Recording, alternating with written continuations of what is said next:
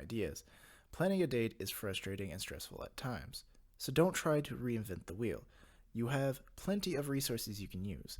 In fact, I've created a list of what I recommend going on in the early stages of the dating process. The first few dates are meant to be a fun and casual experience with the purpose of getting to know a person and develop chemistry through interaction and time. That is, so without further ado, here are my top recommended dates to go on. Alright, let's start off with drinks, coffee, and smoothie dates. Though I didn't want to put this one on the list because I personally am biased against these types of dates. However, they do work for a number of people, and it'd be unjust if I did it to this type of a date. This date is meant for people who don't know much about each other and want to sit down face to face and converse at a low cost situation and quickly. The pros to this is it's low budget, it's a quick meet and greet, it's casual, no stress environment, and the opportunity is for good conversation. The second one I want to talk about is walking through a park or hiking. A walk through a park to me is a step up from a coffee date because you have a slight activity. This gives you the opportunity to show your date around town and possibly see something that they might not have seen otherwise, or at the very least, you get to move around. It is also a low budget, quick meet and greet, casual, no stress, and opens up for a good conversation. And it has the bonus of being able to move around. The cons are if the weather is bad or if there are allergies.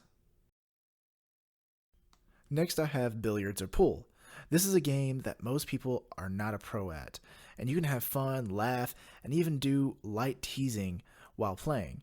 For this reason, it opens up and is a good icebreaker. A table can usually be found at most bars, bowling alleys, and pool halls. The pros? It could cost a little more than what a coffee date or a walk through. It still creates that no stress environment and gives an opportunity for conversation. It gives you actually an activity to do, and it acts as a natural icebreaker. The cons, sometimes pool tables are located in places where there's lots of smoke. The next activity is geocaching.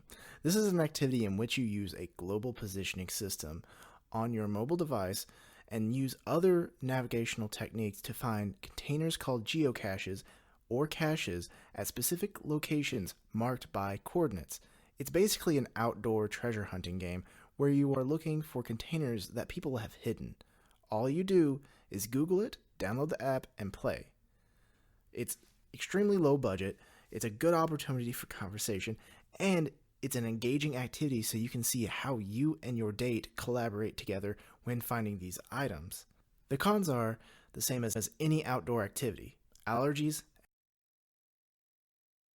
A museum or a science center is a perfect date. If there is an exhibit you enjoy or look forward to, it gives you the opportunity to teach your date about something that interests you. This lets your date get to know you on a more personal level because they get to see a side of you they wouldn't get to see until further down the road. The pros are you don't have to worry about the weather, and it is a natural icebreaker because the subject is literally handed to you. The cons is the price might be a little bit above average, and finding a museum that you actually relate to. If you like something a little bit more sporty, rock climbing and bouldering is the activity for you. It allows us to climb around, making us feel like kids on a jungle gym or challenging our athletic ability. Regardless of your mindset, rock climbing is fun if you and your date enjoy being active or trying new things. If you feel uneasy, you can always take a class and you can both learn how to belay and spot each other while trying to learn about rock climbing. The pros of this date is building trust. It's an engaging activity. The cost is kind of medium.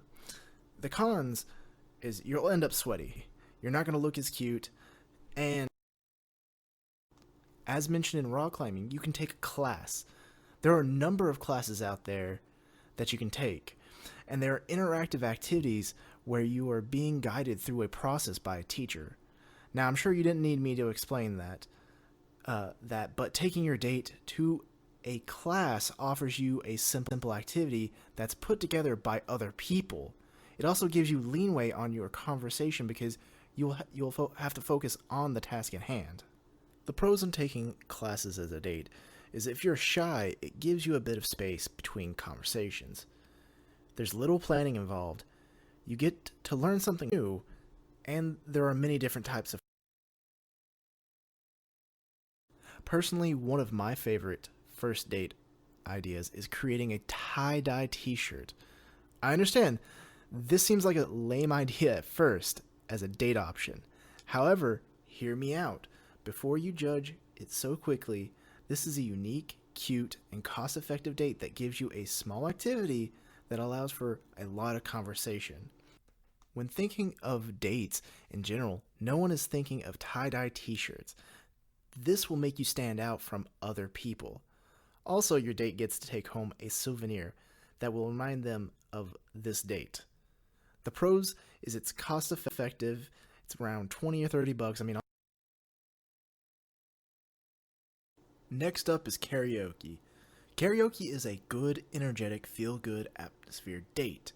Music is already known to create and change people's moods, and even if you're not a good at singing, the majority of the people are terrible at karaoke. If you are an okay or bad singer, that is just fine. Having fun and acting silly is the best way to go about it, because by acting silly, you're going to make your date feel comfortable and laugh. And laughter has always led to a good, positive vibes, and that's exactly what you want to do during a date. The benefits to this date is it creates positive vibes. Your only goals should be. The second to last date I'm going to recommend is a splatter paint date. If you don't know what a splatter paint date is, it's simply throwing a paint at a blank canvas in an abstract way. What you'll need to buy is environmentally friendly paint, a blank canvas, and some ponchos. That's it. It's a creative date that's similar to the tie-dye t-shirts and allows you to be a bit more playful by throwing paint not only at the canvas, but at each other. The pros to this date is it isn't location specific. You can do it in your backyard, at the park, anywhere. It's fairly cheap, can be used multiple times, it shouldn't be stressful. Lastly, the final date I recommend is a picnic. Yeah, I said it. It might be a bit cliche when talked about, but a large number of people have yet to go on one. A picnic is a sweet, cheap, and easy date to go on. All you have to do is create a couple of food items like sandwiches and a mixed bowl of fruit and add some drinks on top of that, and you basically got a picnic. The pros to this date is it's relaxing. The price is in your hands. You can either make it more expensive or less expensive, and it has a little bit of a romantic element to it that's not too pushy. It's just a sweet gesture of going. Thank you everyone for listening to my first date recommendations. Please let me know in the comments below if you disagree with any of my ideas and what you would recommend as a good option.